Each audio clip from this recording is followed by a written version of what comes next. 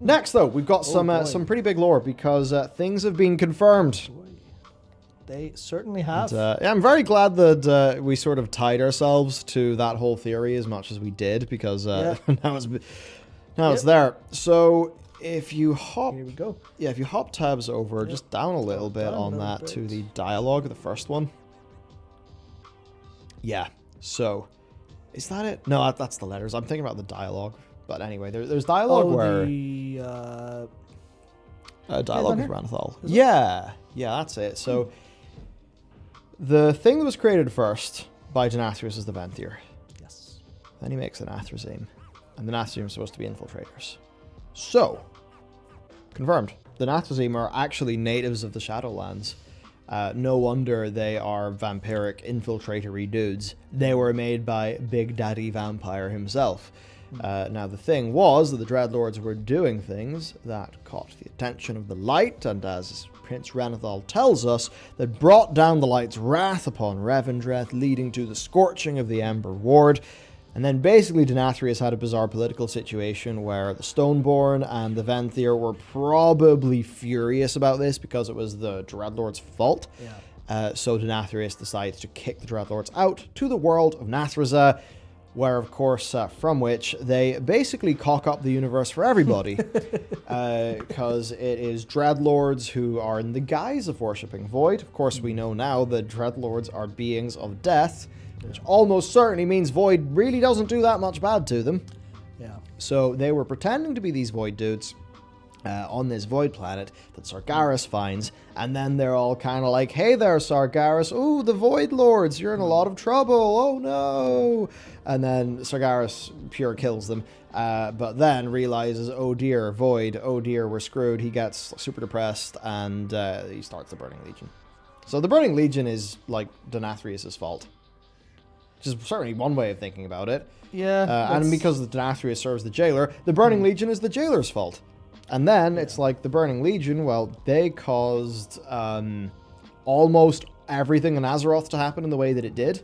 So basically, because of this, most of World of Warcraft is actually, yeah, think about Warcraft 3. What are your two storylines? Reign of Chaos, Frozen Throne, Lich King, Jailer's fault. The Legion, basically created by the Jailer. Yeah. He may as well have. I mean, that's what his agents, like, literally, they manipulated Sargeras into making the Burning Legion so as to take out Order, to take out basically all of the other cosmic forces, and clearly the Jailer had some form of plan for getting rid of them, though of course we basically did that for him in the last expansion. Yes. And, I think it's going through all of that is how the people internally at Blizzard think, oh, this is a pretty cool story we've made. It all really ties together neatly, doesn't it? But I think for a bunch of players, this is kind of sailed over people's heads. They don't really get it because they've not read Chronicle. They don't know the cosmic stuff, all that. It's either sailed over their head or they've focused on the fact that everything that they absolutely fell in love with about Warcraft back in the day, it's like all of this stuff is just, oh no, that was the prelude to this much bigger story. Yeah. But it's not really coming across as well.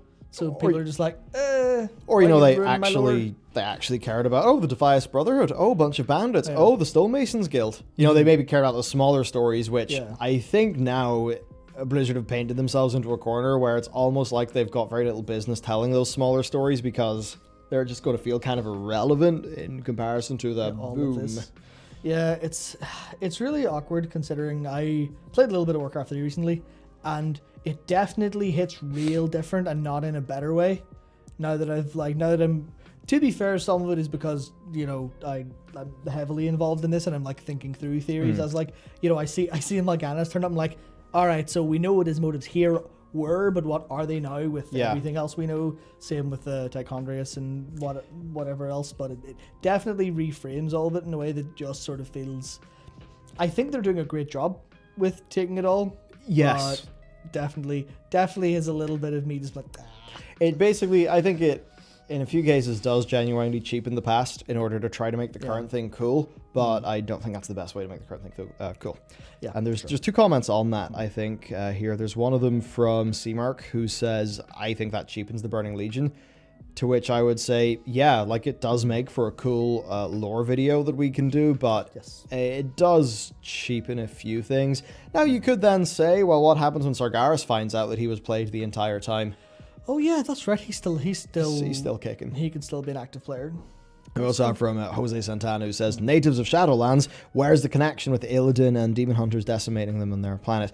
No, they were kicked out of Revendreth, out of the Shadowlands, then they went to the planet of Nathreza, and then tens of thousands of years later, Illidan clean destroys it. Which is interesting because Nathreza probably had all of the knowledge of the Shadowlands and basically all of history of anything that happened in the Warcraft universe, because that was the central hub of the big spy masters of the universe who manipulated everything, and Illidan blew it up. Whoops. I never even thought of that. That Yeah. library containing stuff that we still don't know. Oh boy. All right. So, how do we recover something that's been destroyed in the Warcraft universe? Chromie, hello. Yeah.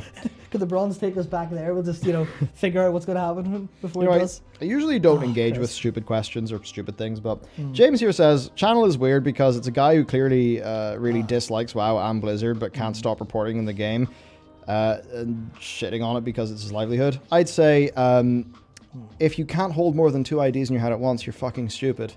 You can like some parts of something and not others. That doesn't make it inconsistent because those things are not necessarily inherently a clash. So, because we like World of Warcraft, we are completely honest about it. We're not going to pussyfoot around things and pretend because really what you're asking for is for people to lie to you, which is a pretty stupid thing. So, yeah. It's like an idea I was talking about a little while ago where it's just, I really want to play World of Warcraft basically all the time.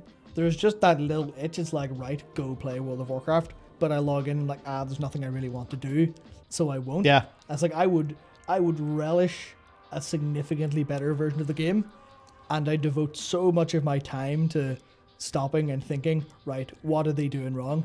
And sometimes that does result in me thinking, everyone who runs that game is actually stupid. What are they doing? How can they not see this? Which is that's an anger response that like doesn't account for all of everything they're dealing with. They're not doing bad stuff or stupid stuff on purpose, but it's because I have so much history with the game. They're like, please just make it better so I can enjoy it more. Please. Yeah, it's that thing where, I mean, if a game is that long in the teeth, like it's just a level of passion. Yeah. I'm sure in the same way, like if the old school RuneScape team started to tweak with the formula and make it feel different, the old school RuneScape community would be like, what are you doing? Sort of a bit like that.